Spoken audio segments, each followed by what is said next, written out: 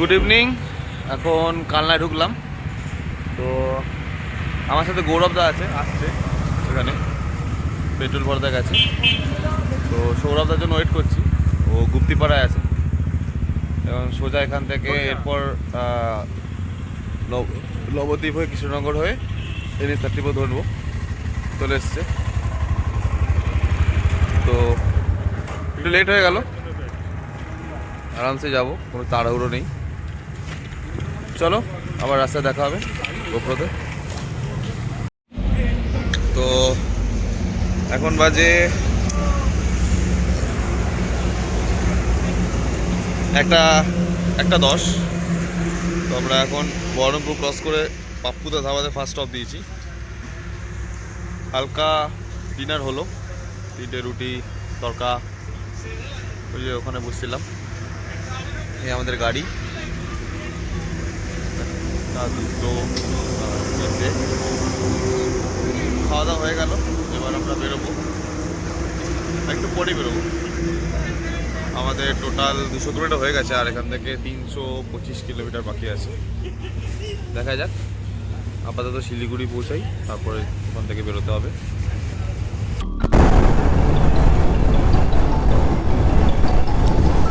তো এখন আমরা বেরোইছি, 1:27 বাজে। তো এখন আমরা ডিনার করে বেরোলাম জাস্ট। এখান থেকে পাপ্পুদা ধাবা থেকে মোটামুটি বহরমপুর মালদা এখনও 125 কিলোমিটার।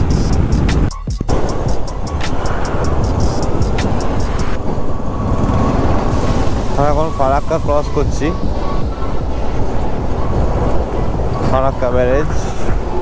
পাক্কা 248 কিলোমিটার, মানে 240 কিলোমিটার হয়, 38 না 40 কিলোমিটার হয় বাড়ি থেকে। আমরা এখন মালদা বাইপাসে ঢুকে গেছি, আর কিছুক্ষণ পর রায়গঞ্জে ঢুকে যাবো, সেটা নিয়ে চাপ নেই। 100-200 গাড়ি চলছে আরামসে। এখন বাজে 4:53। এখান থেকে আর ডালখোলা হচ্ছে 11 কিলোমিটার। আচ্ছা, শিলিগুড়ি মানে যেখানে আমরা যাবো মেছি বাজারে, কেকarbhitta বর্ডারে, ওটা হচ্ছে 151 কিলোমিটার। ভালোভাবে যাওয়া হচ্ছে, ফাঁকা রাস্তা, 100-এ ক্রুজ করছি আমরা সবাই। বিন্দাস যাচ্ছে গাড়ি, আবার কি চাই। Good morning. এখন বাজে 6:11। আমাদের নেপাল ঢুকতে আর 128 কিলোমিটার রাস্তা বাকি আছে। একটু দাদারা পেট্রোল ভরলো, একটু ফ্রেশ হলাম, একটু চা খেলাম। 15 কিলোমিটার মতো দাঁড়ানো হয়েছে, আর একটু বেশি হবে, 15 কিলোমিটার বেশি হবে। আর গাড়িটাও গরম হয়ে গেছিলো সবার, কন্টিনিউ জোরে চালানো হচ্ছে। তো এখন মোটামুটি সূর্যি মামা উঠেই গেছে। এই সাইডে চাঁদটা ছিল, তো সেটা দেখা যাবে না, ঠিকঠাকই যা হচ্ছে, বিন্দাস। এখন পানি ট্যাঙ্কি মোড় থেকে বাদিক নিয়ে নিলাম, এখান থেকে আরও 18 কিলোমিটার।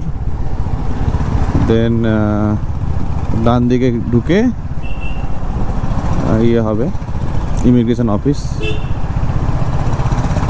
তো যাওয়া যাক আপাতত। এই রাস্তাটা পুরোপুরি নতুন আমার কাছে, সামনে পানি ট্যাঙ্কি। যাই হোক, এই মোড়টার নাম পানি ট্যাঙ্কি মোড়। Hello, good morning. এখন আমরা কেকarbhittaতে প্রায় চলে এসেছি, আর 3 কিলোমিটার পর ইমিগ্রেশন অফিস। তো লাস্ট এটা পেট্রোল পাম্প, এটা এখানে লাস্ট পেট্রোল পাম্প। তো এখানে ভারতের লাস্ট পেট্রোল পাম্প থেকে পেট্রোল ভরে নেব, মানে ভরে নেওয়া হয়ে গেল আর কি। আমার মোটামুটি 8 লিটার মতো পেট্রোল ঢুকলো 280 কিলোমিটারে। আর এখন সব দাঁড়িয়ে দাঁড়িয়ে সবাইকে ফোন করা হচ্ছে, মানে আমি ফোন করে দিয়েছি বাড়িতে। তো এরপর আর টাওয়ার পাবো না নেপালে ঢুকে গেলে।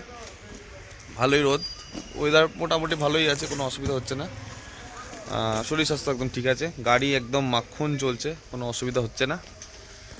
আর আপাতত এরপর আমরা ভানসার অফিসে যাব, দেন ওখান থেকে ভানসার বানাবো, দেন চলে যাব ইলামের দিকে। আপাতত এই প্ল্যান চলছে, এবার দেখা যাক কী হয়। এই হলো আমাদের গাড়ি, এই হলো গাড়ি। তো সৌরভদার গাড়িটা মেবি ওইখানটায় সামনে কোথাও রাখা আছে।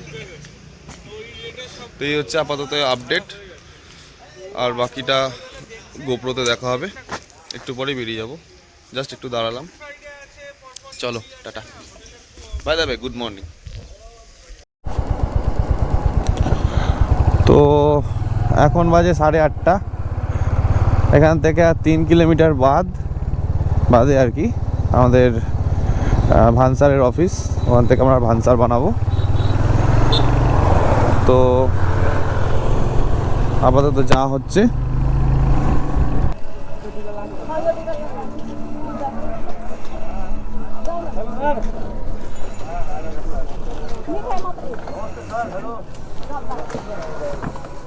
স্যার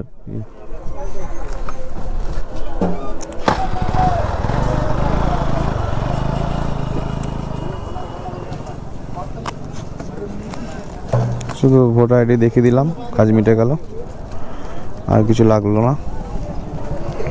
মানে আর কি উল্টোপাল্টা কিছু নয়, এটা নর্মাল সিকিউরিটি চেকিং হয় যেরকম, সেরকমই হলো। জাস্ট তোমার ডকুমেন্টস চেক করছে, আর কিছু না। তো এবার চলো আরামসে বেরোনো হোক।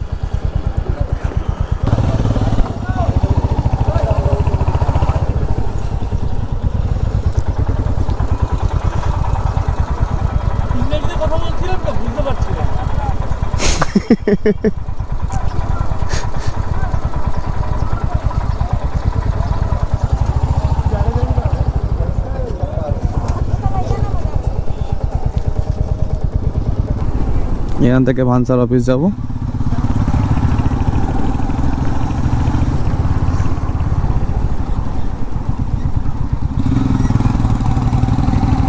এখানে চেক করলো, ওটা হচ্ছে ইন্ডিয়ার বর্ডার, এটা হচ্ছে নেপালের বর্ডার। তো এই ব্রিজটা থেকে নেবেই ডান দিকে যাব আমরা ইয়ের জন্য, ভানসারের জন্য। দেখা যাক কতক্ষণ টাইম লাগায় এরা। এই হলো ভানসার অফিস, এই হলো ভানসার অফিস। ভানসার অফিসে ঢুকলাম।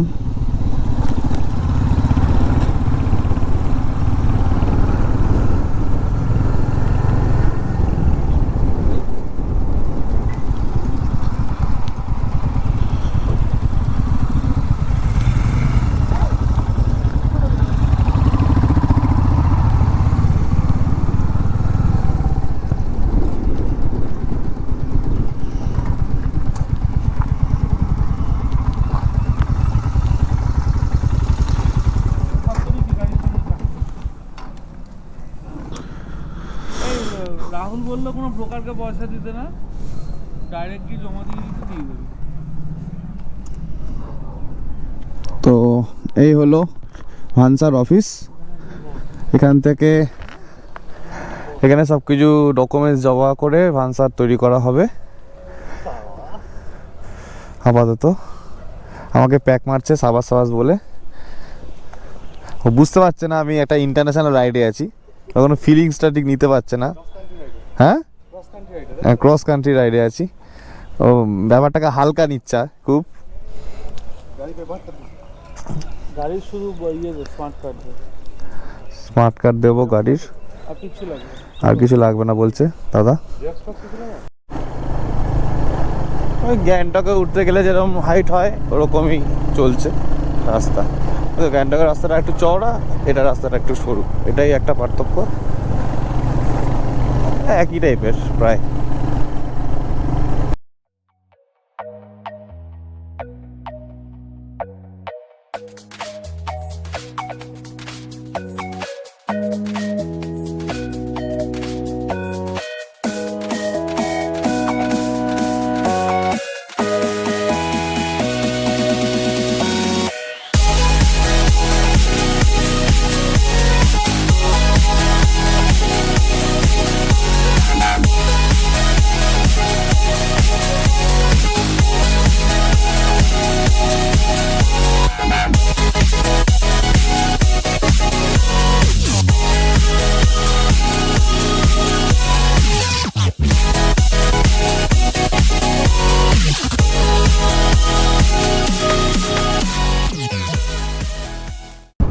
We are approaching কান্যাম।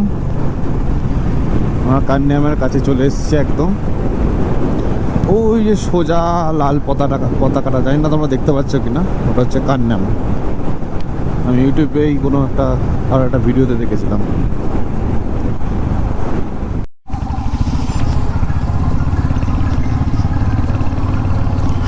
অফরোডিং শুরু হয়ে গেল ইলামের দিকে।